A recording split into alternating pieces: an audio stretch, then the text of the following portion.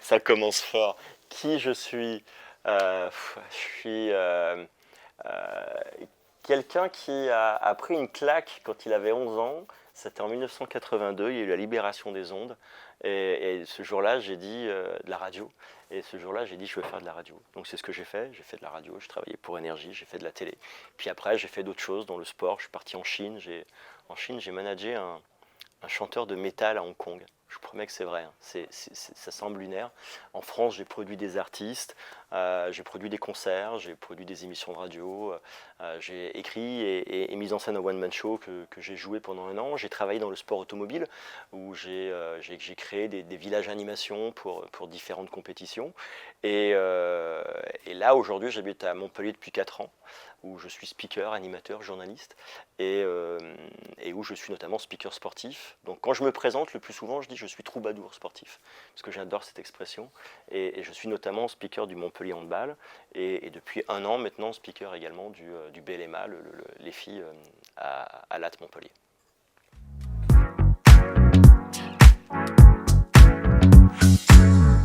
Sauver le monde, comprendre un jour pourquoi les To Be Free ont eu du succès et d'où vient le vent, enfin des grandes questions existentielles.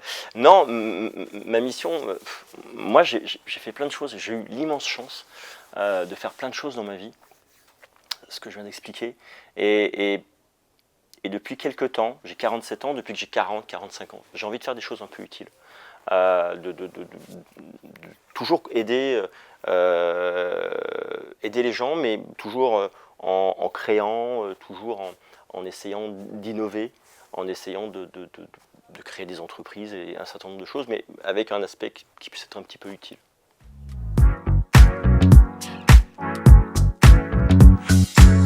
Ma journée type, elle commence entre 4h30 et 5h du matin. J'ai une routine qui est très très précise, alors qui consiste à passer 10 minutes avec mes deux chats qui, si je fais pas 10 minutes de caresse, ma journée est pourrie, parce qu'elle me... Après, on passe dans un mode harcèlement, donc c'est compliqué. Mais ça me permet de me réveiller. Après, je fais du sport pendant 1h30, 2h à peu près. J'ai généralement une petite demi-heure de méditation parce que j'ai découvert ça il y a peu de temps et c'est quelque chose qui me permet vraiment de pouvoir faire le point, avancer, de me tranquilliser parce que je suis un focal, moi je pense que dans les 7 nains je serais inquiet, tu vois. Donc ça pour le coup ça me fait du bien et puis après mais j'ai pas de journée type en fait, ça c'est ma routine du matin, quoi qu'il arrive j'essaye d'à peu près la tenir, mais voilà, je peux partir à Nantes dans un zénith pour présenter une tournée de concerts de chanteurs des années 2000 qui s'appelle Back to Basic, qui est produit par des Montpelliérains. Je peux partir en Ardèche au milieu de 15 000 cyclistes pour présenter l'Ardéchoise. Voilà, j'ai la chance de faire un métier où les gens ont besoin de ma voix pour présenter. Et donc du coup, ça on en a besoin dans plein de domaines, dans plein de lieux, et voilà. Après j'ai une grosse partie aussi comme tout le monde de bureau, parce que je fais aussi d'autres choses dans ma vie, je ne fais pas que parler dans un micro, ça c'est la partie immergée de l'iceberg, mais toute la partie de préparation, je vais aussi démarcher, et puis j'ai d'autres projets sur lesquels je travaille en ce moment, donc voilà, je travaille généralement 8 jours sur 7, entre 15 et ouais, à peu près 10 et 15 heures par jour.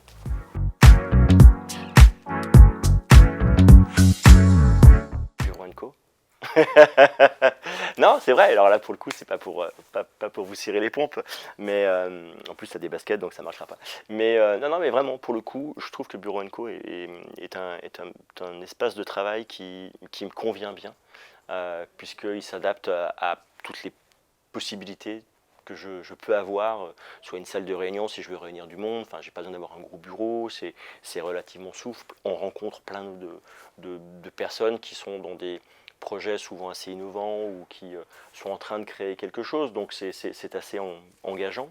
Et puis là on a un gros projet avec le 100% Prod qui est la boîte de prod vidéo avec laquelle je travaille énormément, sur un nouvel espace à Latte où on aura un plateau télé où là on va essayer de démarrer un peu une nouvelle aventure aussi.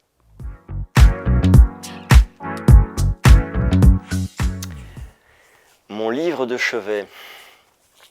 Le Becherel. Parce que je fais beaucoup de fautes d'orthographe et comme j'en ai marre que les gens me jugent simplement par ça, plus sur la forme que sur le fond, j'essaye de faire un effort, même si dans l'absolu c'est, enfin voilà, souvent les gens qui me jugent par ça sont souvent des gens qui n'ont pas réussi beaucoup de choses dans leur vie. Mais donc du coup j'essaye de faire un effort. Non, je lis beaucoup, en ce moment je lis beaucoup de choses sur la méditation. Je lis beaucoup de choses sur le spiritisme parce que voilà, c'est des choses qui aujourd'hui m'intéressent un peu. Après, j'adore les parcours, les livres sur le parcours de personnes qui ont fait des choses qui peuvent être étonnantes et voilà, je trouve ça. J'essaie de trouver un peu l'inspiration aussi dans ce genre de choses. Après, j'ai une grosse lecture qui s'appelle Instagram. J'ai bientôt fini de lire Instagram là. Non mais je suis un gros geek donc je passe beaucoup de temps aussi effectivement à lire les réseaux sociaux.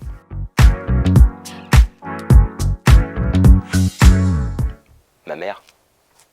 Ma mère parce qu'elle s'est levée tous les matins à 4h du matin pour aller récurer des chiottes dans un collège. Et que c'est la plus belle inspiration que j'ai pu avoir et qu'elle a eu un parcours de vie qui fait que c'est une vraie femme forte qui a créé des choses dans sa vie et voilà. Après, je suis pas trop.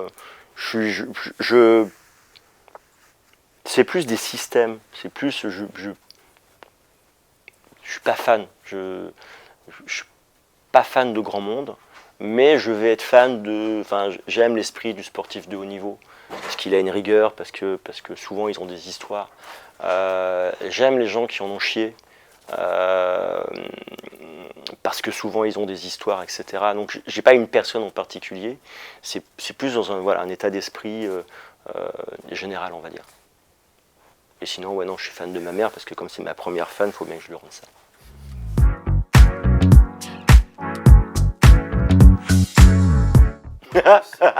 Ne devenez pas speaker, faites des études, allez à l'école, passez des diplômes. Non, on est en train de travailler avec un garçon qui s'appelle Pierre, que j'ai mis un peu dans ma boucle et qui me remplace, parce que comme je suis sur 2 clubs, souvent on a des matchs en même temps, et on est en train de réfléchir avec Pierre, parce que parmi les choses sur lesquelles je suis en train de réfléchir, clairement, jusqu'à présent, speaker était souvent un bénévole qui était dans le club et qui avait plus ou moins une facilité au micro, et qui on a dit, tiens, prends ça. Et on n'a jamais fait de speaker un réel métier.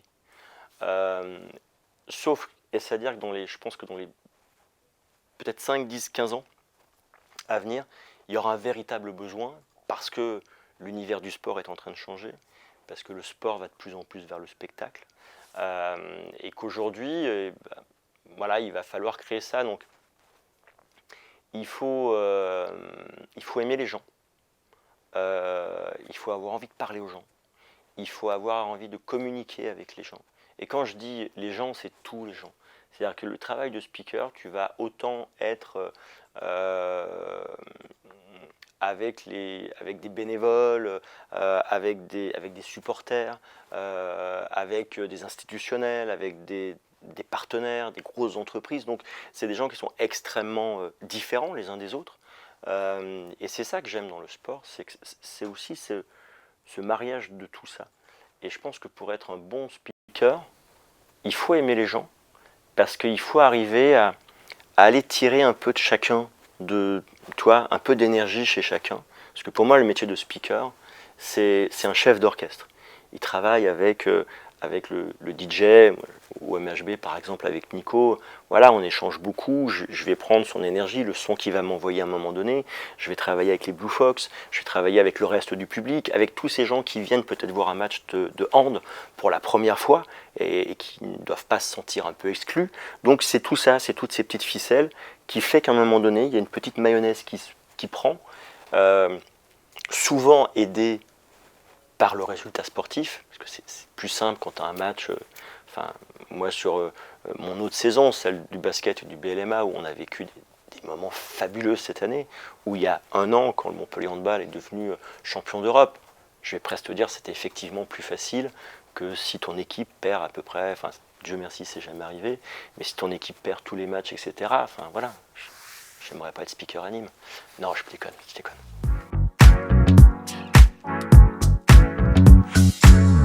Dernier mot pour la fin, il faut que je regarde là. Ah, juste un mot. Je dis ce que je veux. Voilà, exactement. Le dernier mot pour la fin. Le dernier mot pour la fin. Avec un S ou pas?